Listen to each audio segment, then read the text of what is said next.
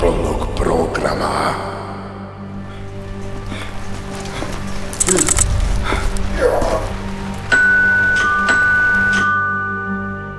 Ko bi to mogao biti?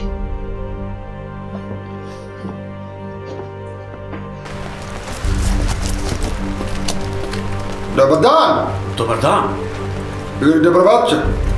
Pa da, morno je. Jeste vi gospodin Pera Perić? Jesam, da? Evo ti ga paket za vas. Šta je ovo? Kako to mislite to? To vam je Tarik 1044, najnovije grafitko u pitanju. To je 92 km rama. Jeste vi ovo otvarali? Ne, mi to nakon. Jeli, a ko je ovo meni uopšte poslao? Pisana donacija je u pitanju. Možda da nam radi? Kakva donacija? Ko bi to meni mogao pošalje? Zahvali se da nam rađu, pita neka donacija, pita ne znam da. Ajde, požuri se, moramo kvisnem.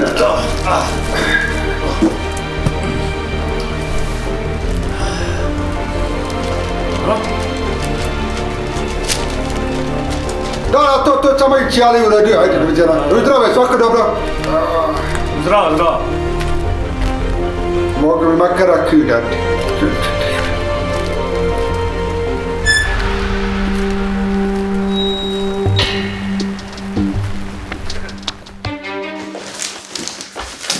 Jebe ti... Ko je meni ovo poslao?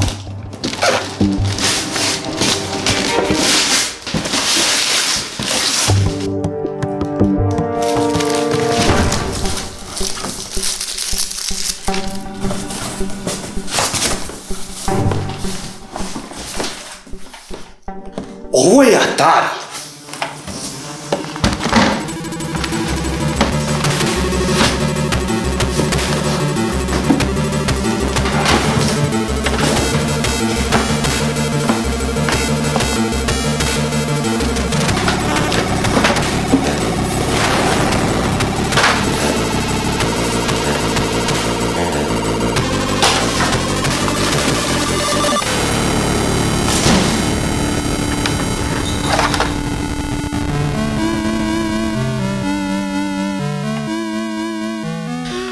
Ako ne znate, ovo su bili kućni računari iz perioda otprilike 1985.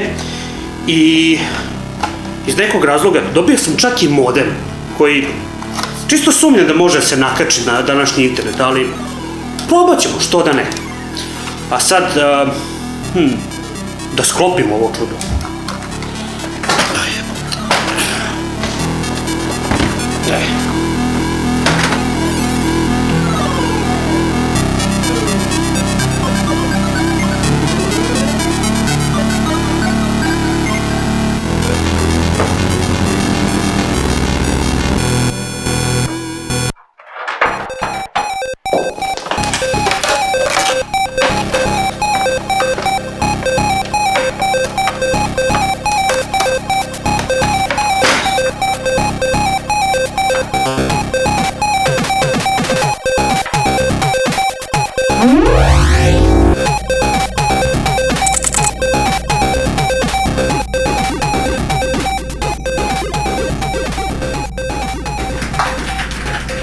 Gospodo, imamo signal. Odlično, sve se odvija baš kao što sam i planirao. Vrlo uskoro znaćemo gdje se Pera nalazi, a tada veliki vrhovnik će mi dati sva bogatstva kojih sam dostojan svojim zaslugama. Otkud ti ovdje? Došao sam da nagledam ovu operaciju. To ne mogu i sam. Možeš kurac, ova operacija je od krucijalnog značaja. Ako se nešto sjebe, i ti ja ima da završimo u recycle binu. Ova operacija bila je moja zamisla od početka. Da, bila je, ali kakva je bila? Bila je usrana. Morao sam 2 dana da je prepravljam. Nemaš uopšte pojma kako međusobne paralelne sfere funkcionišu. Ona je štreber, hoće da uništi ovu sferu. Što je suludo sa njegove strane, ali srećom, mi dokle god imamo energiju iz beta 1, možemo biti sigurni. Ali ta sfera nema vreme, ima ograničeno vreme trajanja. Ako se to istroši, najmali smo i ti i ja. Vidim da nemaš pojma uopšte o čemu pričam. Svakako ključno si da Pera bude na kraju moj i da ja pokupim sve zasluge kao što sam i planirao. Ja da sam na tvom mestu, manje bi lizao dupe tom vrhovniku i radio bi ono što mi se kaže. Nisi u stanju da naređuješ. Vidim ti kao jesi. Jesam, imam veći čin. Izvršio sam uspešnu invaziju na međusobnu paralelnu sferu Beta 1. A šta si ti radio? Nisi ništa radio, ćuti tamo. Kako stojimo? Gospodaru, uspostavili smo direktnu vezu sa MDPS beta modulatorom D, emulator je u pripravnosti. Počnite sa protokolom 32MP. Da, gospodaru. Linker je pokrenut. Veza se uspostavlja. Kriptomovne šifre spremne. Linker je na 100%. Podaci se šalju. Zašto si odvojio biomaterije? Očekivano vrijeme prenosa je 4358 godina. Wow, kao što sam rekao, ovo je Atarijev računar. I u prilično dobrom je stanju, osim što Space dugme malo nije baš najbolje i fali još jedno dugme, ali osim toga, deluje mi da sve radi. Inače, ovaj računar je u sebi imao procesor od 8 MHz, najverovatnije između 512 KB i 4 MB RAM memorije i imao je 192 KB ROM memorije, na kome se inače i nalazio operativni sistem za ovo. On u sebi nije imao hard disk, doduše mogli ste da nakačite eksterni hard disk, ali sve što ste radili ste sa floppy diskovima, kod mlađe generacije poznato kao 3D save ikonica. Pa, hajde da vidimo šta ovo može da radi. Čekaj, gde se ovo sad pali? Aha, okej, pozadi, dobro, što... Ovdje se pali, dobro.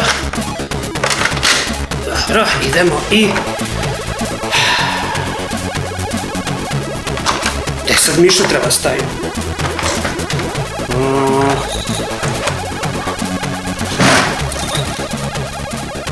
Opa jebo mater, jel ti mene zajebavaš? Konektor za miša je ovde dole. Eto što je dole, nego što je još pod uglom i nema šanse da ja ovde utorim ovo govno. Pomu mater, pas... jebote. Preć će kurac proći kroz iglene uši, nego što ćete ovo nabiti govno. Mater.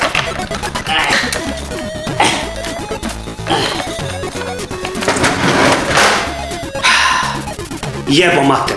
A još je gore, ako kojim slučajem imate joystick, pa morate da vadite i menjate. E sad, postavlja se pitanje, da li je ovo konzola ili računar? Kratak odgovor, ovo je računar.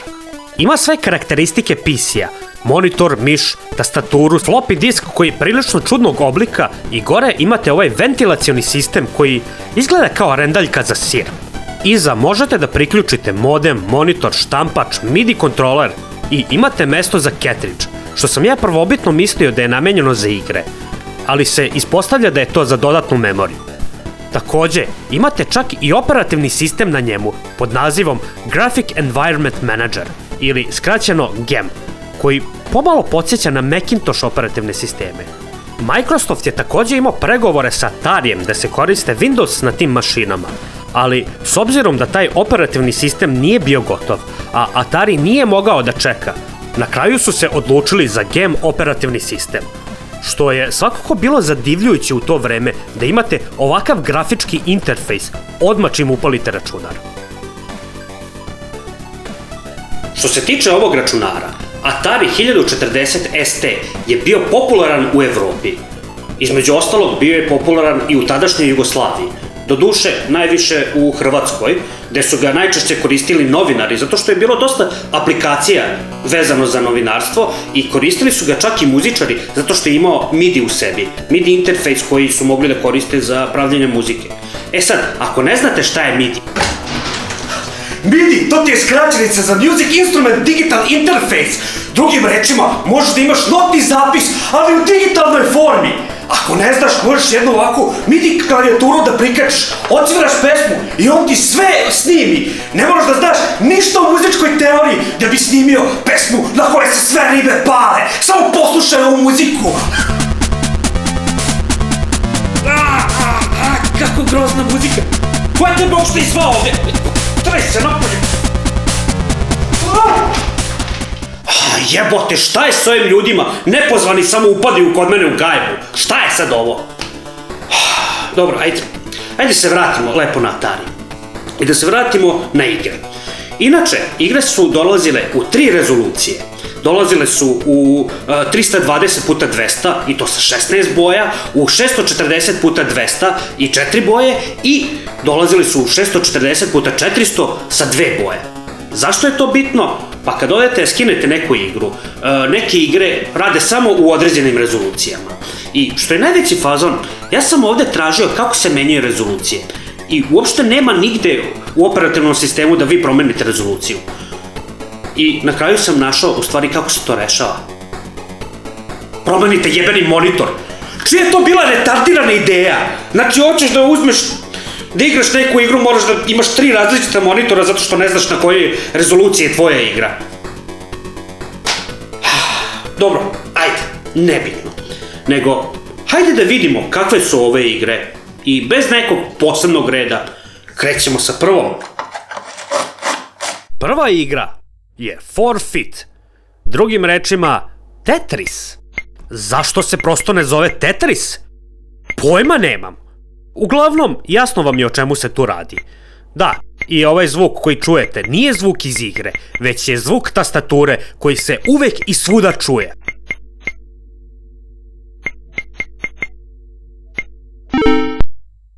Sljedeća igra je Asteroids. Da, kad vidite taj naslovni ekran i čujete tu odličnu muziku, očekujete da je igra sjajna, zar ne? Ne. Ovo je najobičniji Asteroids sa starog Atarija. Da. Sljedeća igra je Amazing. U ovoj igri pomerate kuglicu kroz lavirint. Cilj igre je da skupite sve svetleće kuglice i da izbegavate ove crne koje vas prate. Možda na prvi pogled ne liči na kopiju Pac-Mana, ali definitivno jeste. S tom razlikom da ovdje imate više staza i svaka staza je sve teža i teža i imate drugačiji lavirint za svaku stazu. Igra je prilično laka dok ne dođete do 4. staze, kada imate ovu kuglicu koju ne možete da pokupite. Šta ja tu treba da radim? Pa, izgleda da je vreme došlo da se samo ubijemo. Ni to ne pomaže. Pa, onda je vreme da ugasimo ovu igru. Sljedeća igra je Atomino.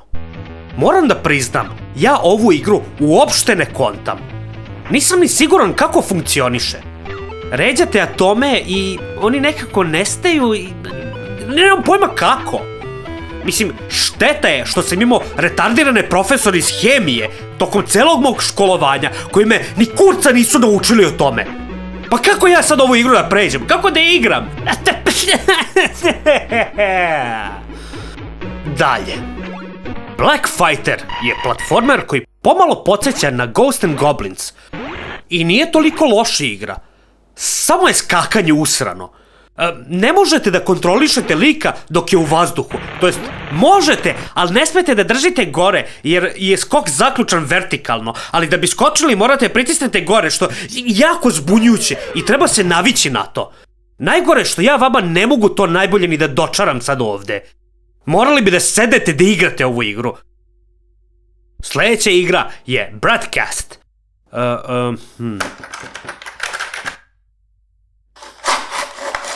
Šta? Ovo je grozno. Samo pogledajte vi ovo. Znate da igrate odličnu igru kad imate problem sa osnovnim stvarima kao što je, na primjer, kretanje? Ja nikad u sranije kontrole nisam video. U stvari možda i jesam, ali to sad nije bitno. Pogledajte sve ove jebene dugmiće. Pogledajte koliko ih imate na ovom računaru. I da za kretanje koristimo, ne daj Bože, strelice na ovoj tastaturi. Mi koristimo jebenog miša. I što je najgore, igra možda i nije loša, ali s obzirom da ne mogu da igram, uzalud je bačen kompletan trud pravljenja ove igre. Dalje, Sword Kadash. I kako da igram ovu igru kad me konstantno siluju uši? Ove dve zadnje igre su užasne iz pogrešnog razloga. Kako da kažem bilo što o ovoj igri kad me konstantno jebe u zdrav mozak?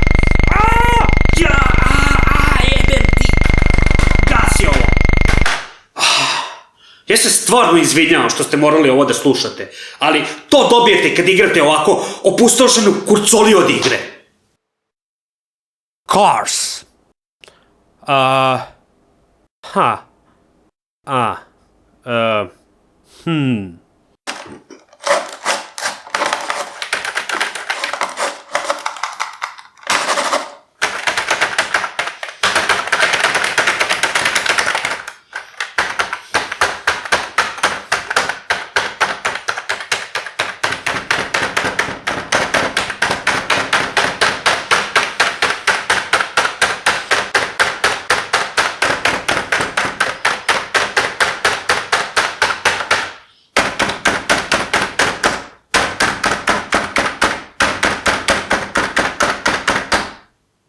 Pa to je divno. Ova igra ne radi. A ovaj grafikon idealno pokazuje moju nadu da ćemo igrati nešto normalno na ovom računaru. Sljedeća igra je čuveni Dragon Slayer. 3 igre, 2 nastavka i ni na jednom ne mogu da pređem prvu scenu.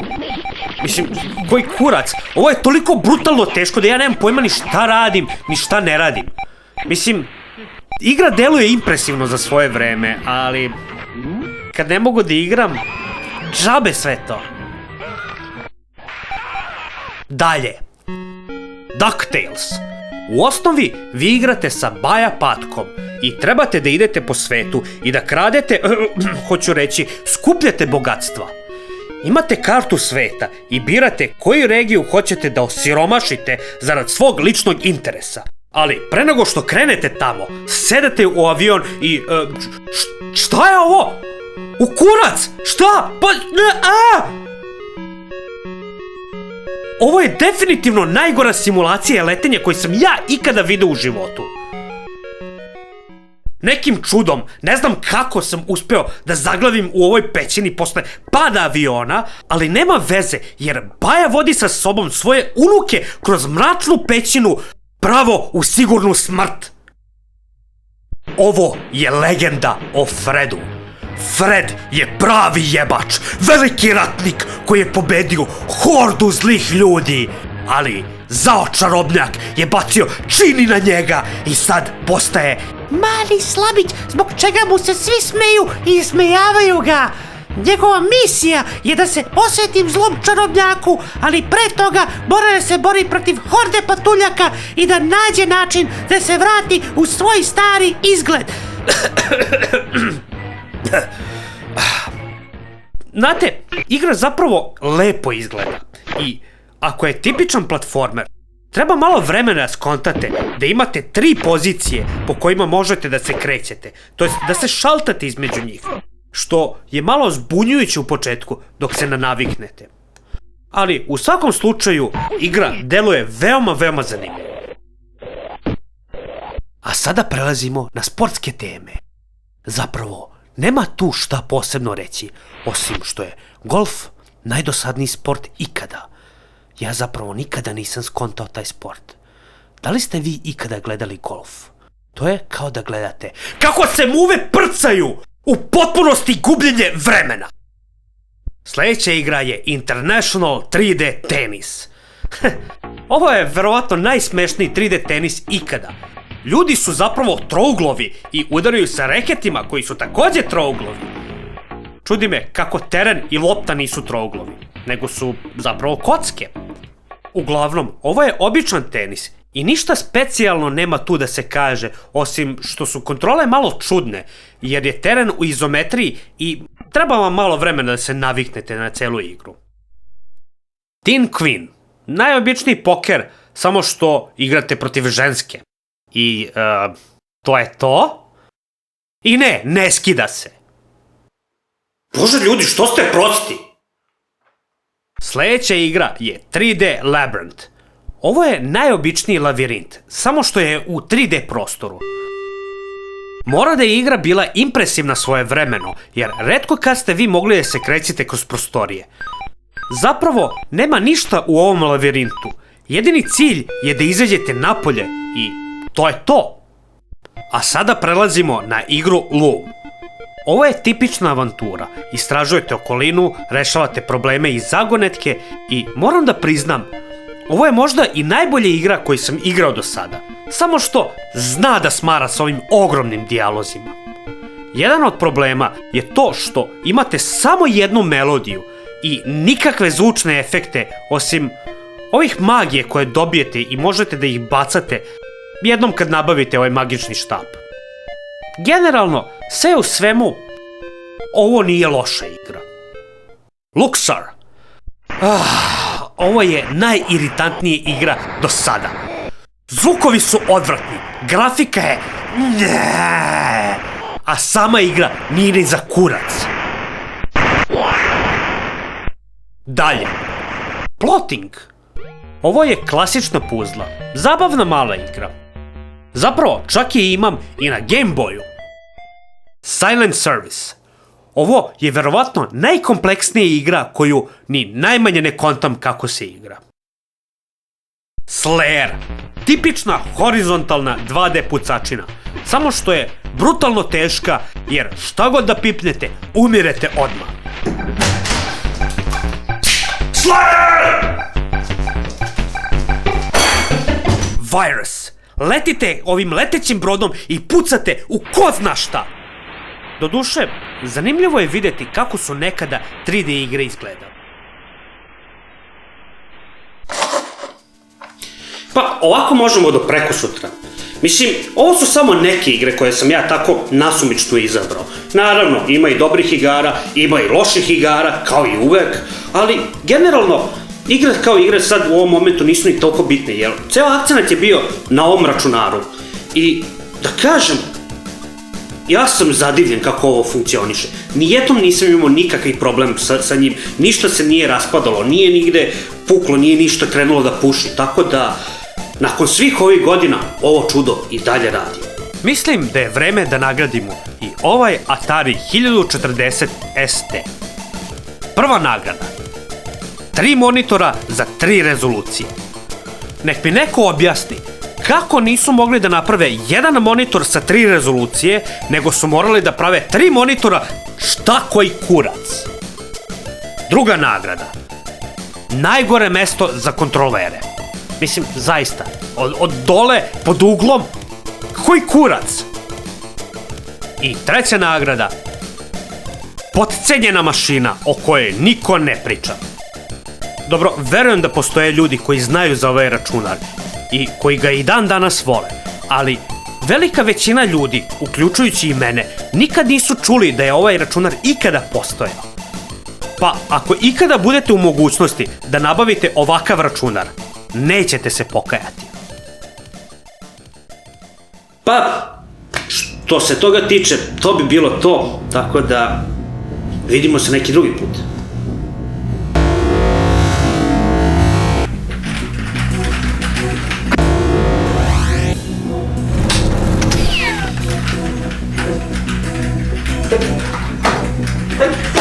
Evo kurac opet, evo i zajtija jebenih usta i moju 20.000 veće plate. Jebo im ja mater u pičku.